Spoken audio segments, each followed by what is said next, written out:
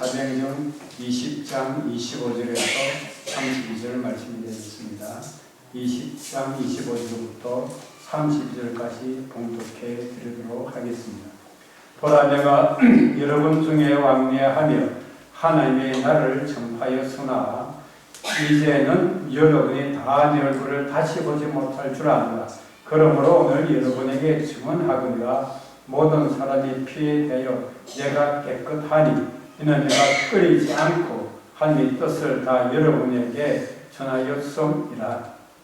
여러분은 자기를 위하여 또는 온 양들을 위하여 삼가라. 성령이 그들 가운데 여러분을 감독자로 삼고 하나님이 자기 피로 사신 교회를 보살피게 하셨느니라. 내가 끝난 후에 사나운 이리가 여러분에게 들어와서 그 양떼를 아끼지 아니하며 또한 여러분 중에서도 제자들을 끌어 자기를 따르게 하려고 어그러진 말을 하는 사람들이 일어날 줄 내가 아노라. 그러므로 여러분이 일깨어 내가 3년이나 밤낮 쉬지 않고 눈물로 각 사람을 훈계하는 것을 기억하라. 지금 내가 여러분을 주와 및 그 은혜 말씀에 부탁하노니 그 말씀이 여러분을 능히 든든히 세우사 거룩하게 하심을 입은 모든 자 가운데 기업 있게 하시리라. 아멘.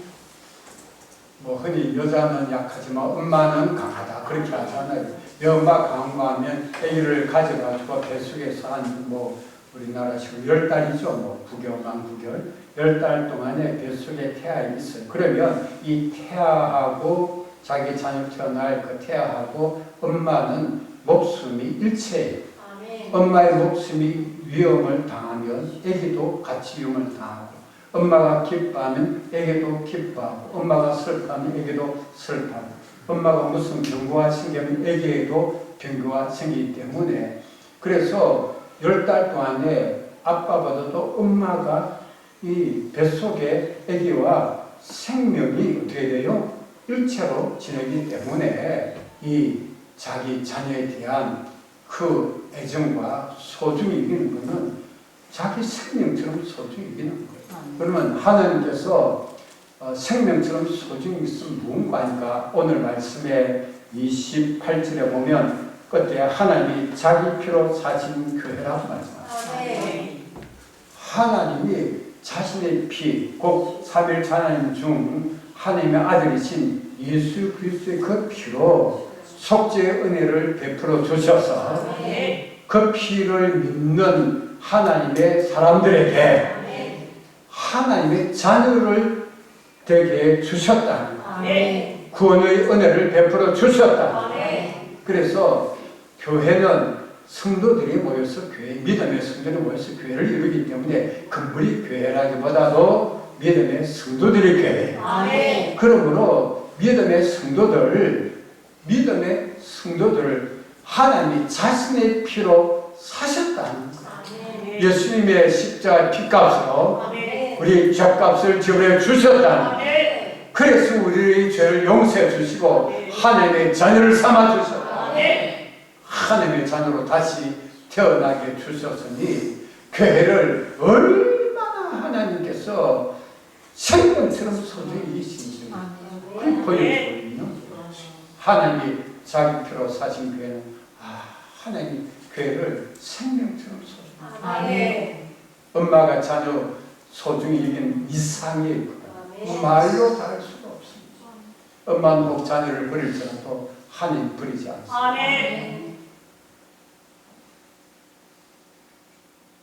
하나님은 교회 성도들을 섬기기 위해서 여러 직분자가 있어요. 초대교회는 사도, 선지자, 목사, 교사 이런 복음 전도자 이런 직분들이 있었어요. 이 여러 직분자를 세웠는데 교회 내에 보면 이제 초대교회는 감독, 요즘으로 말하자면 이제 목사나 장로 이런 걸 의미하는 거죠. 교회 직분을 맡은 모든 일꾼들은 하나님이 자신의 피로 사신 교회를 섬김에 있어서 조심해야 합니다. 28절에 보시면 여러분은 자기를 위하여 또는 온 양들을 위하여 삼가라. 이게 뭔가 하니까 바울이 선교 여행을 다 다 마치고 이제 마지막으로 예루살렘으로 올라가는 길에 에베소 교회를 사실 이제 설립했는데 에베소 교회 장로들을 초청합니다. 사도라는 것은 요즘과 좀 다른 초대에 있는 직분인데 교회가 없는 곳에서 복음을 전해서 교회를 세워요. 그럼 자체적으로 자영할 수 있도록 일꾼들을 세워놓고 또 다른 지역에 복음을 전하러 가요. 그리고 이제 교회를 세우고 또 다른 지역으로 가요. 그렇게 하다가 다시 기회가 되면 그 자기가 세웠던 교회를 돌아보는 거예요. 순회 사역자라고 얘기하는 그런 일을 사도들이 했던 거예요. 그런데 지금 사도 바울은 순교여행을 다 마치고 다시는 에베소 교회를 갈 수가 없어요. 예루살렘 가면 알아요. 자신의 때 고난을 받고 포박을 당해서 로마로 압송할 것을 알고 있는 거예요. 그런 어려움을 앞에 두고 있기 때문에 다시는 못 볼 줄 알고 에베소까지 가기 너무 멀고 하고 가는 길에 밀레도라는 곳에서 에베소 교회 장로들을 초청합니다. 이러오너라. 와서 에베소 교회 장로들에게 신신당부했던 그런 말씀이 오늘 그런 것입니다. 28절 제가 읽어드리면 여러분은 자기를 위하여 또는 온 양떼를 위해 삽니다. 자신을 위해서도 조심해야 되고 양떼인 성도를 위해서도 조심하라는 성령이 그들 가운데 여러분을 감독자로 삼고 하나님이 자기 피로 사신 교회를 보살피게 하소서. 아멘. 하나님이 자기 피로 사신 그 소중히 되는 교회를 섬기는 직분을 주었으니까 조심해서 잘 해라. 그런 말씀을 주고 그래서 교회 직분자는 그 어떤 것보다도 조심해야 돼요. 말 한마디, 행동 하나하나가 조심해야 한다는 거예요. 여러분, 신장 이식 수술을 받은 환자를 돌보는 그런 의사나 간호사 어떻게 할까요? 얼마나 초집중하겠어요. 한순간에 심장이 멈춰버린다더니 탈나면 그 사람 죽잖아요. 진짜로. 그런 것처럼 교회에 나오는 성도들을 어떻게 얘기해요? 심장 수술 받은 그런 환자처럼 여기면 함부로 대할 수 있어요? 없어요? 어떻게 함부로 대합니까? 자기 마음이 든다고 조초하고 자기 마음이 안 든다고 막 엉뚱한 소리 해대사고 이게 무슨 얘기인 줄 아닙니까? 하나님이 자기 피로 사신 교회를 성도를 해치는 것은 하나님 얼마나 소중히 생선 소중히 있는데 하늘을 두고 마는 거예요. 공격해야 되는 것임을 깨닫지 못하는 것인데 그걸 알면 함부로 할 수가 있어요? 없어요? 없습니다. 사도 바울이 에베소에서 3년 동안 하나님의 나라를 전파했습니다. 31절에 보면 그러므로 여러분이 일깨어 내가 3년이나 밤낮 쉬지 않고 눈물로 각 사람을 훈계하는 것을 기억하라. 아멘. 순회 사역하는데 특별히 에베소에는 3년이 있었다. 눈물로 밤낮 동안 가리지 않고 눈물로 각 사람을 가르쳐 왔다는 것입니다. 무엇을 전파했다는 거죠? 하나님의 나라를 전파합니다. 예. 그 하나님의 나라를 3년 동안에 전파하는 것입니다. 그 앞부분의 내용에 보면 25절에 보면 보라 내가 여러분 중에 왕래여 하나님의 나라를 전파하였다. 전파했으나 이제는 여러분이 다 내 얼굴 다시는 보지 못할 것이다. 다시는 얼굴 못 볼 거야. 그러니까 여기에 그 바울은 유언과 같은 메시지를 전해주는 거야. 바울이 전한 것은 뭘 전했습니까? 하나님의 나라. 하나님 나라를 다른 말로 하자면 전파하는 걸 천국 복음이라고 말씀합니다. 예수 그리스도께서 오셔서 회개하라 천국이 가까이 왔느니라. 천국 복음을 전파했습니다. 그러므로 예수님의 사도들 전부 다 천국 복음을 전파하니라. 다른 복음이 아니에요. 천국 복음이 하나님 나라의 복음인 것입니다. 교회는 천국 복음을 전하는 곳입니다. 천국 복음을 듣고 구원받으면 천국 백성이 됩니다. 천국을 소망합니다. 천국 생활을 맛봅니다. 또한 천국 복음을 듣지 못한 이들에게 전파하는 일을 교회가 합니다. 여러분, 교회에서 그러므로 하나님의 나라 천국을 빼고서는 말할 수가 없습니다. 그래서 땅에 있는 하나님의 집이 교회인데, 교회는 뭡니까? 천국의 모델 하우스다. 자, 그렇게 말하지 않습니까? 천국의 모델 하우스, 교회예요.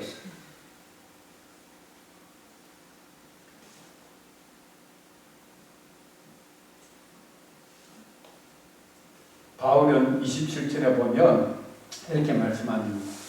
이는 내가 꺼리지 않고 하나님의 뜻을 다 내게 전하였다. 이 굉장히 중요한 내용을 했어요. 잘 들어보세요. 말씀 사역자, 오늘날 말하자면 목사 이 경우에 꺼리낌 없이 하나님의 뜻을 전해야 돼요. 왜 그렇습니까?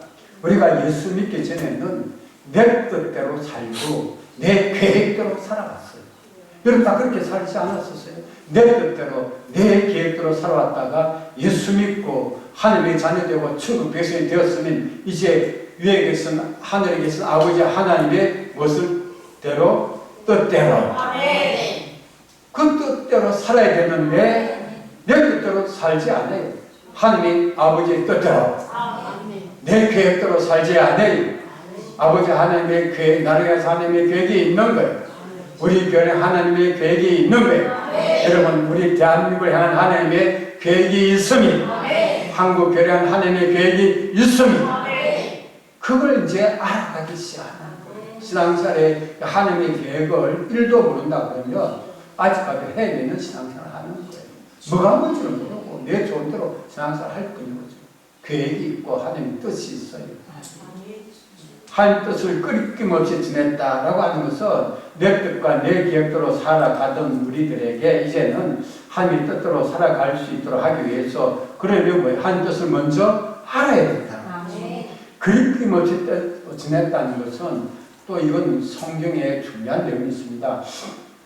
에스겔 33장 1절에서 6절의 말씀 제가 다 읽어드리면 시간 관계상 못 지나니까 집에 가서 한번 읽어보시고 에스겔 33장 1절 6절까지 보시면 하나님께서 에스겔을 선지자로 부르실 때 너는 이스라엘의 파수꾼으로 불렀다는 네. 간략히 생긴 그걸 보십시오. 그 성경 지금 안 찾아도 돼요. 그냥 파수꾼을 불렀는데 파수꾼 한 일이 뭡니까? 혼자서 적들이 칼을 들고 한밤중에 기습해서 들어오는데 파수꾼이 껴있어가지고 나팔을 빵빵한 불에 비상비상 나팔 불을 불면 군인들이 깨일어나고 거기 살고 있는 마을 사람들도 깨일어나는 거예요. 그래 되면 나팔을 부는 역할을 누가 하면 파수꾼이 합니다. 그래 나팔을 불어가지고 저기 왔다 죽을지 몰라 경고를 했어요. 경고의 나팔 소리 듣고도 정신 못 차리면 그때는 자기가 죽으면 피를 흘려 죽으면 그 피값은 자기 몫으로 돌아가는 거죠. 그런데 파수꾼이 나팔을 불지 않고 경고하지 아니하면 그렇게 해서 적들의 칼날에 사람들이 자기 백성들이 죽으면 그 피값을 내게 찾는다는 그런 어마무시한 내용이에요. 그런 의미에 있어서 26절을 읽어드리면 이해가 가실 거예요. 그러므로 오늘 여러분에게 증언하거니와 모든 사람의 피에 내가 깨끗하다. 왜? 하나님의 뜻을 나누면서 다 전했어요. 이 땅에서 우리가 살아가는 것은 내 뜻으로 사는 게 이제는 아니에요. 하나님의 뜻이 있어요. 하나님의 뜻을 따라 살아가야 합니다. 그러니까 그런 없이 지나는 거예요. 지금 제가 여러분에게 말씀을 전하는 것 어떻게 전할까요? 그런 없이 지나는 거예요. 그걸 아셔야 되고 인간적으로 들으면 뭐 할 수가 없어요. 인간적으로 듣겠다는 데 제가 뭐라 말을 할 수가 없어요. 인간적으로 사람 그 길로 뭐 들을 수밖에 없지만 이건 그게 아니에요. 하나님의 뜻을 전하려고 해요. 여러분 성경에 이런 내용이 있는 것이 놀랍지 않습니까? 우리 세상은요, 우리 인생의 계획, 사람의 계획을 말하고 다 의견을 말해요. 그래 그 뜻을 따르라고 막 합니다. 교회는 하나님의 계획, 하나님의 뜻을 주의준 목사들을 통해서 성도들에게 전합니다. 이걸 전하는 목사가 사면 목사입니다. 사면 목사는 성도들이 하나님의 계획한 뜻을 잘 분별하여 전하려고 합니다. 그래서 성도를 위해서 많이 기도하는 가운데서 어떤 문제가 있으면 상담을 하잖아요. 그러면 어떻게 해요? 잘 분별해서 도움을 주는 것이죠. 이 길이 좋은 것 같다. 권면을 주죠. 받아들이면, 그리고 안 받아들이면 난 책임이 없어요. 여러분의 피해에 대해서 나는 깨끗할 뿐이에요. 안 받아들이면 본인이 빚값은 자기가 감당할 몫이지. 경고를 했는데도 불구하고. 하나님의 뜻을 성도에게 전하려면 목사님 자신부터 나를 향하신 하나님의 뜻을 어떻게 해요? 알아야 합니다. 저는 20대 중반부터 야고보서 4장 15절 말씀을 통해서 주의 뜻이면 내가 살기도 하고 이것저것 하리라 할 것이거늘 질병 가운데 쓰러져서 오랫동안 못 일어나고 있는 가운데 이 말씀을 통해서 응답을 받았잖아요. 하나님의 뜻이라면 내가 이 질병에서 살 수도 있겠구나. 기록하는 질병에 내가 살 수도 있겠구나. 이것도 할 수 있고 저것도 할 수 있겠구나. 그리고 특별히 기도하는 그 뒤에 하나님 앞에 특별 금식기도를 일주일하는 가운데서 너무 힘드니까 빨리 좀 고쳐달라고 그다음 하는데 하나님 응답은 그게 아니고 너 왜 신학교를 아직 안 가고 있어? 신학교를 빨리 가라니까. 일주일 금식기도 이후에 응답은 주의 종으로 부르신 분명한 응답을 받은 거예요. 자, 몸은 빽빽 마르고 아직까지 그 질병이 완치되지 않은 상태에 있어요. 집안은 위로부터 아버지 돌아가시고 집안이 그랬던 큰형가 다 돌아가고 둘째도 돌아가고 그 다음 내가 어머니와 동생들을 이끌어가고 창을 책임자들의 위치에 있습니다. 인간으로 보면 하나님이 그 부르시면 내가 그 뜻에 순종할 수 있을까요? 없을까요? 100% 불가능합니다. 100% 불가능합니다. 그러나 살고 죽는 것도 주의 뜻에 달리기 때문에 하나님이 나를 위해서 그렇게 부르셨다면 아멘 순종하겠습니다. 그래 간 거예요. 제가 그냥 목사 직업상 한 거 아니에요.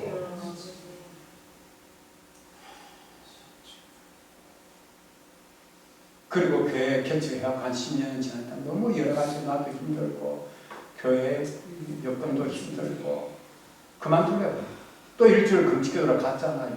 왜 그랬습니까? 한 뜻을 물어보는 거죠. 한 뜻을 물어보려고 간 거예요. 내 마음 같아서는 100% 그만두고 싶어요. 그러나 한 뜻을 물어보고 갔어요. 일주일 또 금식기도 했어요. 그러고 난 다음에 하나님 응답은 너는 죽어도 길을 가야 된다. 정말 미처 환영한 노릇인데요. 이 내용을 정말 난 가고 싶지 않은 길, 하고 싶지 않은 길. 근데 이 길을 가야 된다. 내가 똥이 되든 떡이 되든 밥이 되든 죽이 되든 내 인생에 망가지든 상관없이 나는 이 길을 가야 하는구나. 그 지금까지 온 것도 아니겠어요. 이게 내 뜻대로 하는 것 같습니까, 여러분? 그래서 여러분을 향한 하나님의 그 뜻을 조금이라도 저 아는 만큼 때로는 직설적으로 때로는 둘러서라도 전달해 줄 수가 있는 것.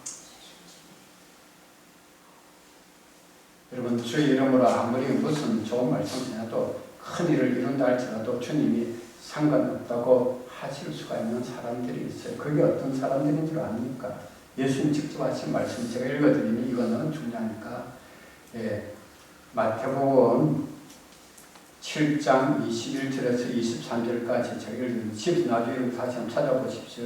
마태복음 7장 21절 나더러 주여 주여 하는 자마다 다 천국에 들어갈 것이 아니요 다만 하늘에 계신 내 아버지의 뜻대로 행하는 자라야 들어가리라. 그날에 많은 사람이 나더러 이르되 주여 주여 우리가 주의 이름으로 선자 노릇하며 주의 이름으로 귀신을 쫓아내며 주의 이름으로 많은 권능을 행하지 아니하였나이까 하리니 그때 내가 그들에게 밝히 말하되 내가 너를 도무지 알지 못하니 불법을 향하는 자라 여기서 떠나가라 하리라. 하나님 뜻과는 상관없이 자기 뜻대로 했다는 거예요. 주의 이름을 부르고 많이 일들이 이렇게 할지라도 너 상관없어. 불법이에요, 불법. 여러분, 주님이 뜻과 상관없이 했습니까? 불법이라니까. 그 사실을 모르고 누가 이런니 저런니 말만 듣고 주님의 말씀을 진리를 들었어요. 아멘. 그런데 바울이 이제 마지막으로 에베소에 정도 불러갖고 당부를 한 메시지가 있어요. 떠나면서 다시는 얼굴 못 볼 걸 알아. 이미 앞날에 대한 하나님의 인도하심을 어느 정도 간파하고 있었던 바울입니다.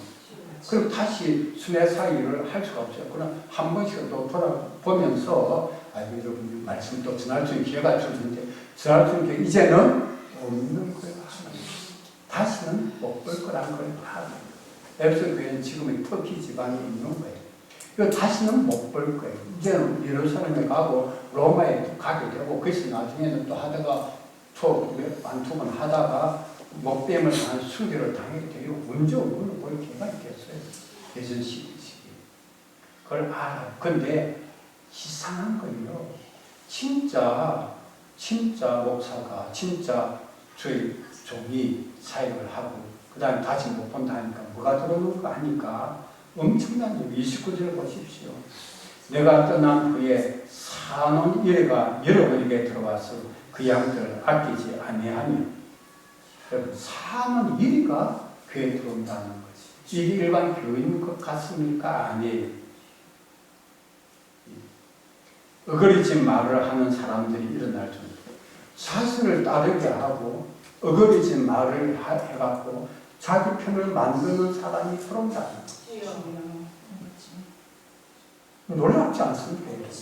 2000년 전에 기록된 성경이 이런 내용이 기록되는 걸 아시길 바랍니다. 그럼 오늘날은 어떨까요?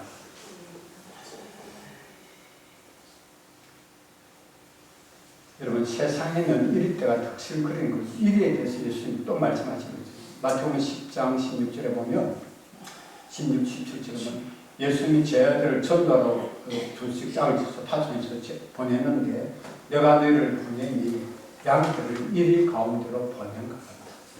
세상 누가 득실을 하다는 거예요? 이리 때 같던 인생들이 득실한데 제 아들은 뭡니까? 전도로 가는데 양들이고 누가 싸워서 이기게 되냐는 거예요. 그래서 뱀같이 지혜를 버티도록 순결한 믿음 가지려면 세상에 최고의 지혜는 뱀의 지혜를 능가하는 지혜가 있어야 돼요. 그게 하나님의 지혜. 그래서 제가 하나님의 지혜에 대해 그토록 말씀을 강조해서 증가하니까 그거예요. 그렇게 근데 그 일이가 교회 파견인 줄 알았는데 어디로 돌아왔어요? 교회 안에까지 들어왔어요. 양떼를 아끼지 않는다는 거예요. 30절에 양떼를 아끼지 않는데 29절에 양떼를 아끼지 아니하고 여러분 이래가 뭐 양떼를 아끼겠어요? 자기 먹잇감만 생각하지. 또한 여러분 중에서도 제 아들을 끌어 자기를 따르게 하고 어거리지 말을 하는 사람이 일어날 텐데가 그러면 그동안 바울사도의 신앙의 말씀을 잘 받았던 교인들이 그 일의 말을 따르게 한다는 거예요. 이런 일이 세상에 일어난다는 거예요. 바울은 예견을 다 하는 거예요. 아예 들어온 거 아니에요. 앞으로 그렇게 될 거라고 예견하는 거예요. 실제로 그렇게 되는 거죠.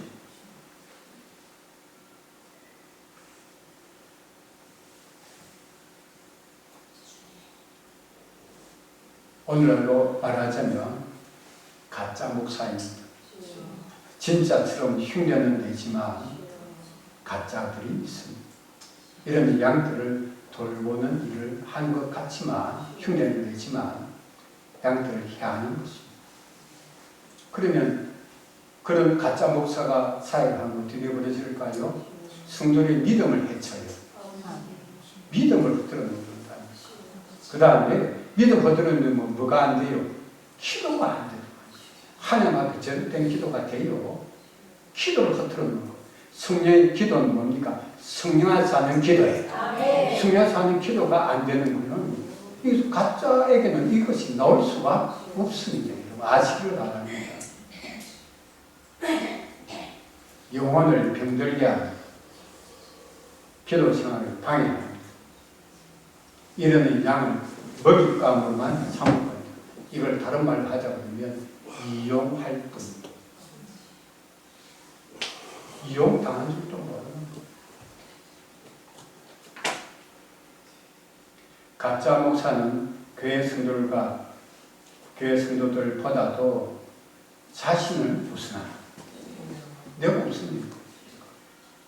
내가 없습니다. 진리를 전하면서도 진리의 말씀 따르고 하면 괜찮아. 자기는 진리를 전하면서도 진리를 안 살아. 그런 목사예요.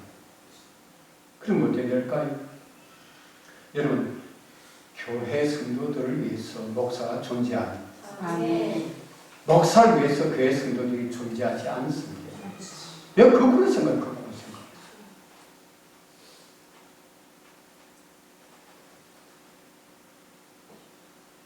자신의 말을 듣지 아니하면 그건 뭐 형편없는 사람으로 취급해지는 거. 그게 일이지 뭡니까? 그게 일이지.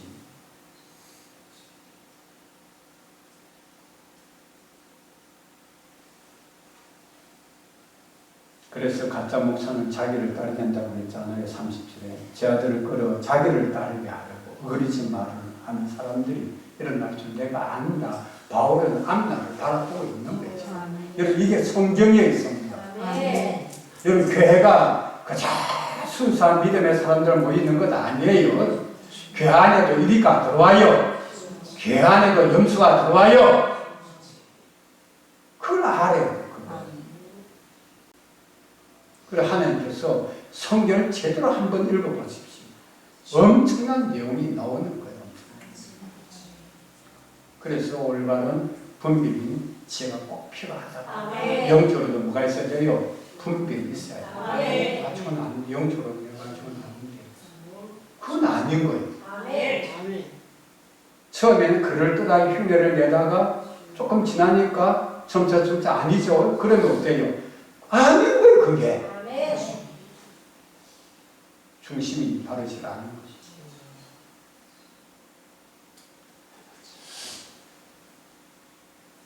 가짜 목사는 자기를 따르게 하고 진짜 목사는 주님을 따르게 합니다. 주님 중심으로 살도록 중심 잡도록 도와주는 거예요. 제가 언제 여러분 날 따르라고 한 적이 있어요. 주님 중심으로 사세요. 진리의 말씀 따라 살아가세요. 오직 믿음으로 살아가세요. 그렇게만 했죠. 안 그랬습니까?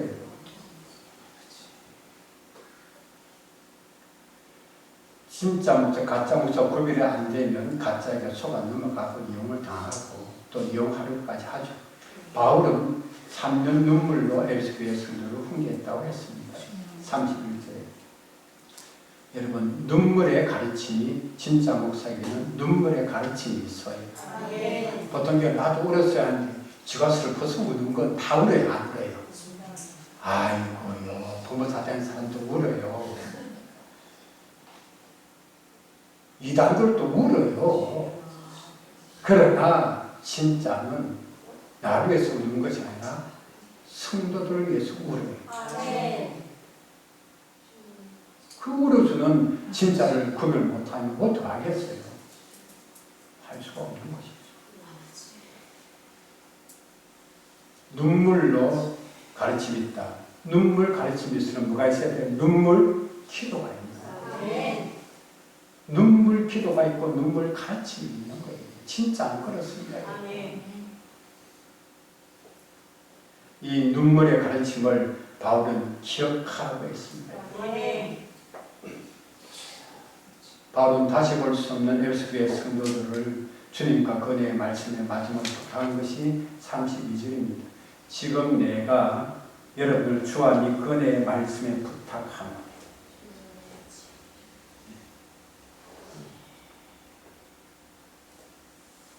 우리 힘으로 어쩔 수 없을 때 우리는 주님께 부탁한다. 맡기는 것이죠. 그러지 않습니까? 주님 맡아주세요. 아멘. 이 누구에게 맡깁니까? 주님께 맡깁니다. 아멘. 여러분 어린 자녀를 맡길 때 어디 좀 다니면서 맡길 때 믿을 만한 사람에게 맡기죠.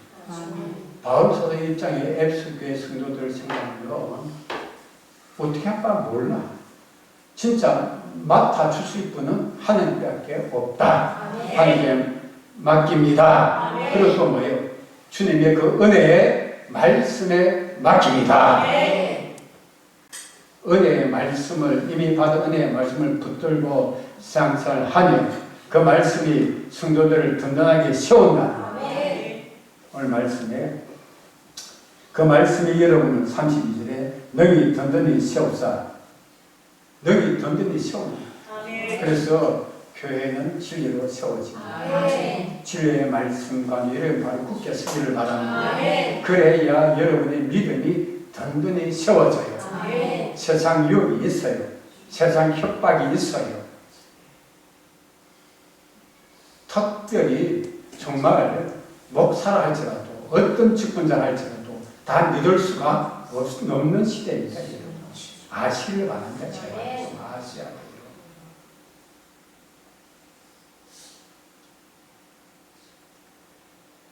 그러한 그 말씀의 성도를 든든히 세웁니다.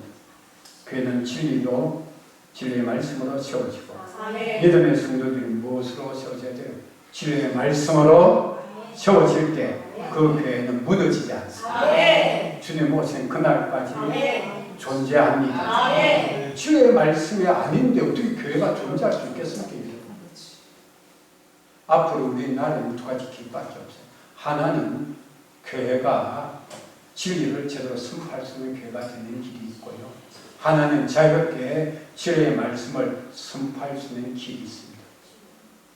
이 두 가지 길이 우리 한국 교회 앞길에 지금 놓여져 있습니다. 위중한 분별이 있기를 바랍니다. 제가 여러분들에게 주님 중심으로 살고 말씀 중심으로 사세요. 믿음으로 사세요. 하는 것은 그렇게 해야 내 신앙을 누가 지킬까? 내가 지켜나가는 누가 뭐라 할지라도 내가 말씀에 붙들리며 주님께 붙들리고 말씀에 붙들려 있으며 내 신앙을 누가 지켜요? 내가 지켜나갈 수 있습니다. 헷갈릴 필요가 뭐 있어요? 뭐가 헷갈리는 거가 있어요? 뭐가 헷갈립니까?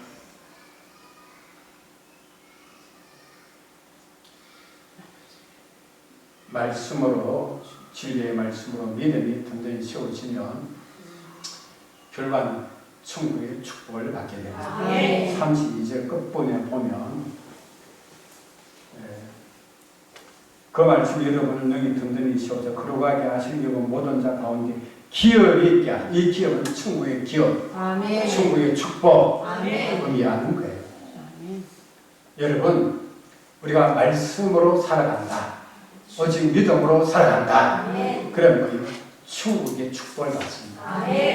그게 교회 안에 있다. 이걸 받아야지 세상 것 받으려고 하는 것은 온 세상 사람들이 어떤 종교들이 다 외치지만 천국의 축복을 받게 할 수는 없습니다.